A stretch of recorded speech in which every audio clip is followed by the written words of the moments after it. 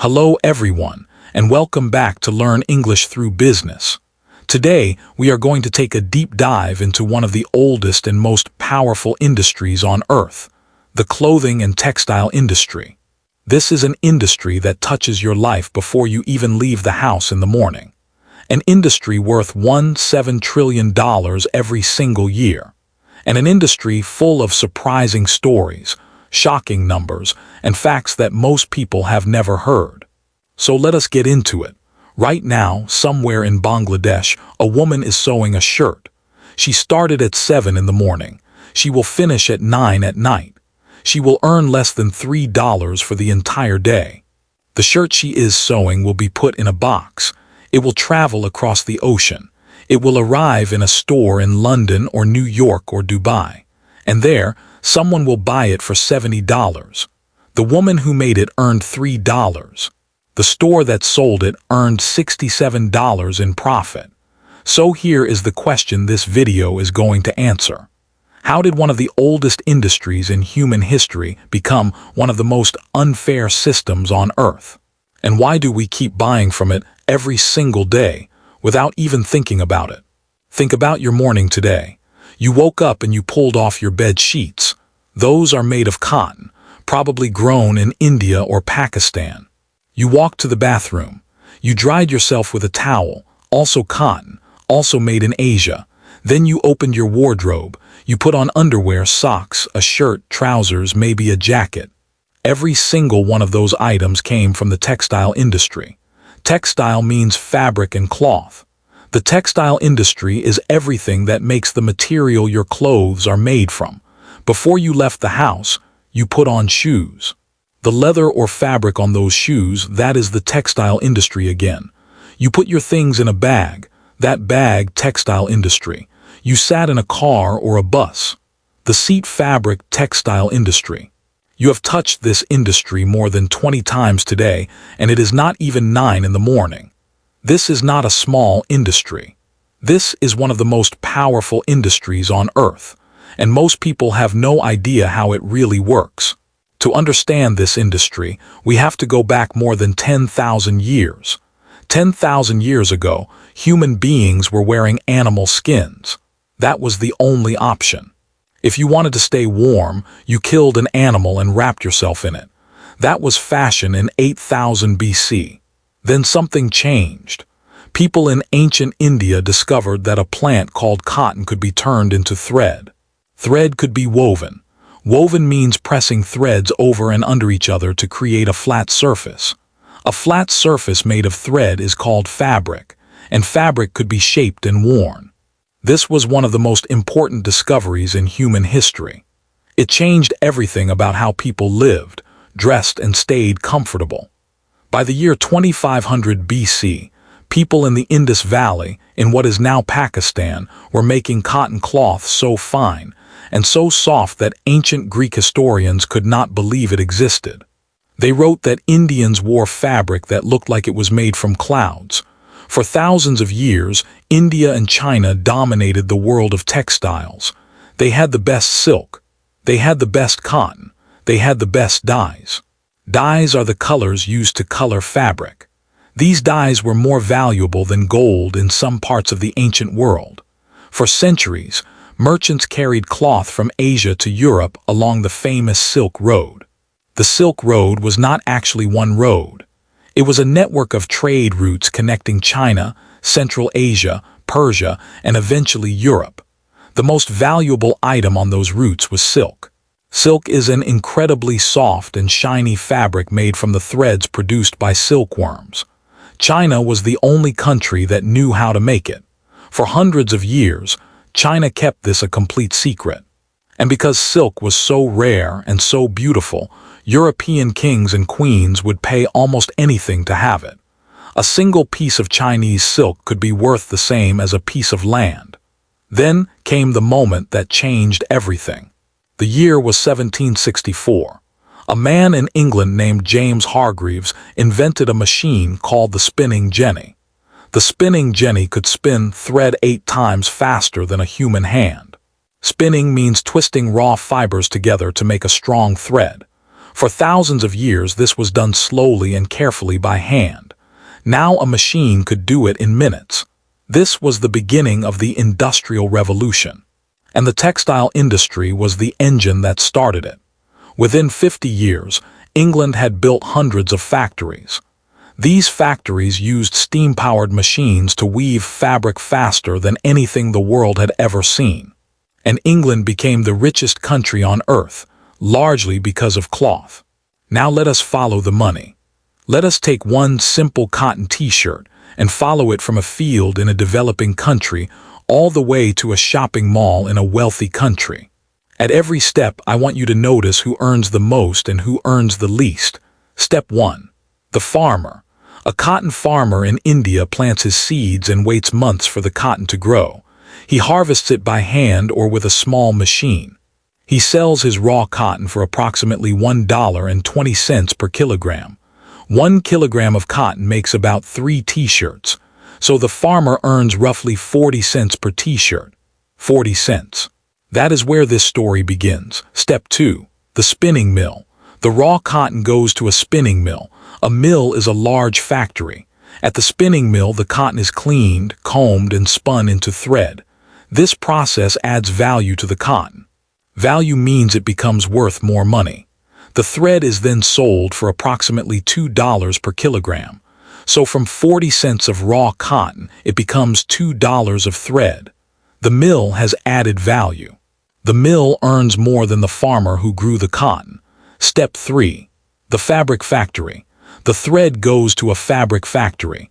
This factory weaves or knits the thread into flat sheets of fabric. Weaving means passing threads over and under each other like a grid. Knitting means looping threads together to make a stretchy fabric. The fabric factory sells its product for approximately $4 per kilogram. So now we have gone from 40 cents to $4, 10 times the value of what the farmer earned, and the farmer did the hardest work. Step 4. The garment factory. This is where the fabric becomes a t-shirt. Workers, mostly women, cut the fabric into pieces and sew them together. In Bangladesh, which is the second largest clothing exporter in the world, a garment worker earns approximately $95 per month. That is $3 per day. The garment factory charges the clothing brand approximately $4 to make one t-shirt. So the total cost to produce the shirt, cotton, thread, fabric, and labor is approximately $5 to $6. Step 5. The clothing brand. This is where the real money appears. A brand like Zara, H&M, Nike, or Uniqlo buys that shirt for $5 or $6. They add their logo. They create an advertisement. They build a store. They hire salespeople. And then they sell that shirt to you for $30, $40, $50, sometimes $70. The clothing brand keeps the difference. The difference is sometimes 600 or 700% profit. Profit means the money left over after all costs are paid. The brand earned 600%. The farmer earned 40 cents. And here is something that will surprise you. The cost of shipping and transporting that t-shirt from Bangladesh to London is less than 20 cents per shirt. So distance is not the reason the farmer earns so little. The system is the reason. Let us talk about the size of this industry. The global textile and clothing industry is worth approximately $17 trillion every single year. Trillion means 1,000 billion. To help you understand how large this is, the entire economy of Saudi Arabia, one of the richest countries in the world, is worth approximately $1 trillion per year. The clothing industry is bigger than the entire economy of Saudi Arabia. The 5 largest clothing exporting countries in the world are China, Bangladesh, Vietnam, India, and Turkey.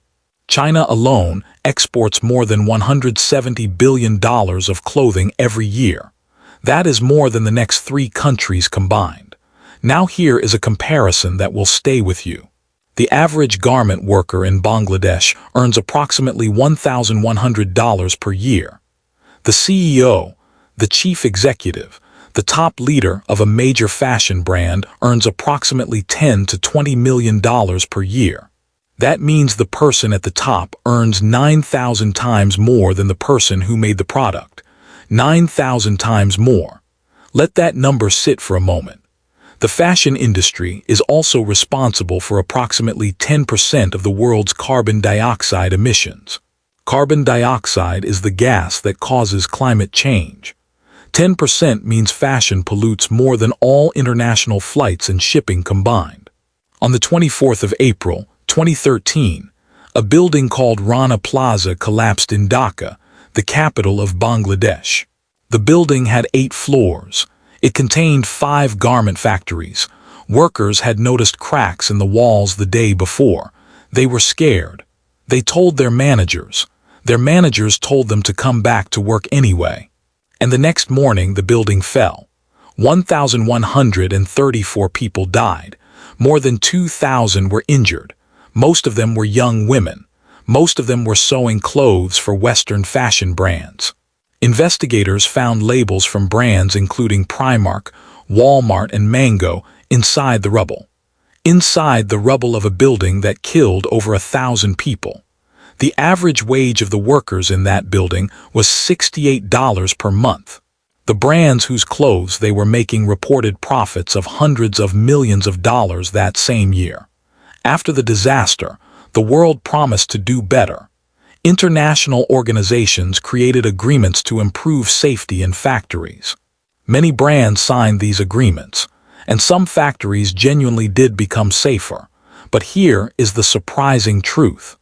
Research published in 2022 showed that the average wages of garment workers in Bangladesh have not kept up with inflation. Inflation means prices going up over time. In real terms, meaning what that money can actually buy, many garment workers are poorer today than they were before Rana Plaza. And here is something about fast fashion that will change how you see your wardrobe. Fast fashion means cheap clothing produced very quickly in huge quantities. Brands like Shein now release up to 10,000 new clothing designs every single day. The average American buys 65 items of clothing every year and throws away approximately 53 kilograms of clothing annually. Most of it ends up in landfills in countries like Ghana, Chile, and Kenya. Landfill means a place where rubbish is buried in the ground.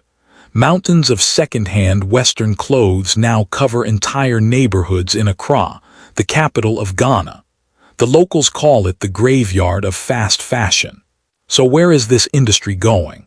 The answer depends on which part of the industry you are talking about. The fast fashion sector is growing fast. Very fast. The global fast fashion market was worth $106 billion in 2022 and is expected to reach $185 billion by 2027. More clothes made faster, sold cheaper, thrown away sooner.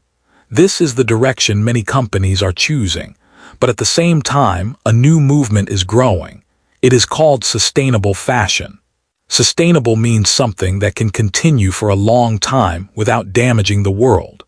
Young consumers, especially people under 35, are increasingly refusing to buy from brands that harm workers or the environment. The second-hand clothing market is growing at 3 times the speed of regular fashion. Platforms like Vinted, Depop, and ThreadUp allow people to buy and sell used clothing online. The used clothing market is expected to be worth $350 billion by 2027. Technology is also changing the industry dramatically. Scientists have created fabric made from mushroom roots, from seaweed, from orange peel, and from recycled plastic bottles. Companies are working on technology that uses robots to sew garments, which could reduce the need for cheap human labor in developing countries. If robots replace garment workers in Bangladesh and Vietnam, 10 million people, most of them women, could lose their jobs. This is both an exciting technological change and a deeply human problem at the same time. Countries like Ethiopia and Myanmar are already becoming the next generation of low-cost garment producers, as wages slowly rise in Bangladesh and Vietnam. The industry keeps moving to wherever labor is cheapest. And the question the world has not answered yet is, when does that stop? The next time you buy a piece of clothing, you are not just buying fabric and thread. You are buying someone's entire day of work, someone's tired hands, someone's hope that tomorrow will be better than today. In our next video, we are going to look at an industry that moves almost everything you own, including that t-shirt, across the oceans of the world. See you there.